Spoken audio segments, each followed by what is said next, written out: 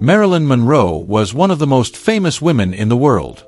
Millions admired her, and her name became a symbol of Hollywood glamour.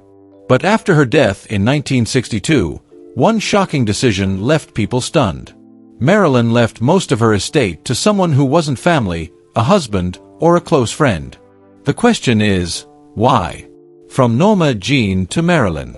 Before becoming Marilyn Monroe, she was born Norma Jean Mortensen in Los Angeles in 1926.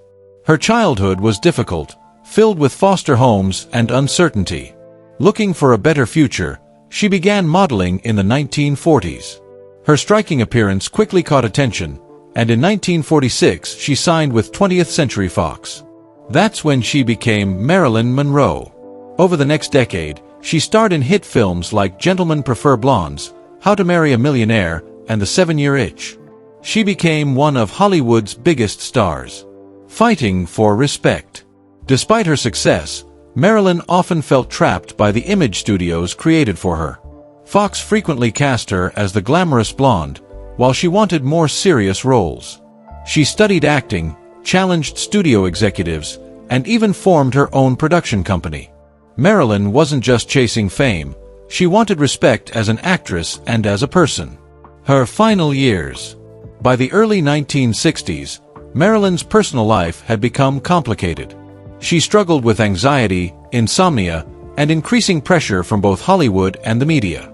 On August 5, 1962, Marilyn Monroe was found dead in her Los Angeles home at just 36 years old.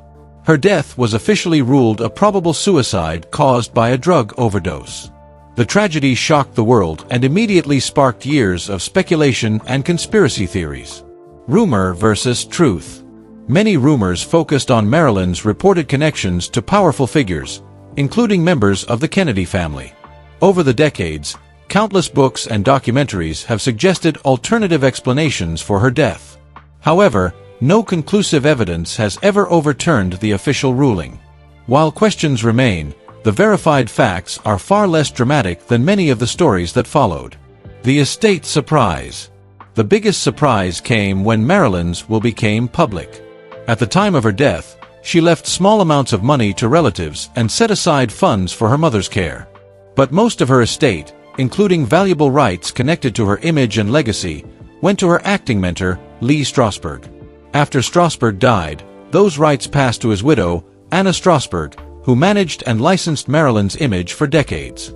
Eventually, the rights were sold to major companies, turning Marilyn Monroe into one of the most profitable celebrity estates in history. Conclusion. Marilyn Monroe spent her life searching for stability, acceptance, and control over her own story.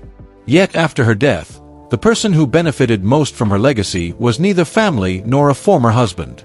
More than 60 years later, her image still generates millions, proving that Marilyn Monroe's influence never truly faded.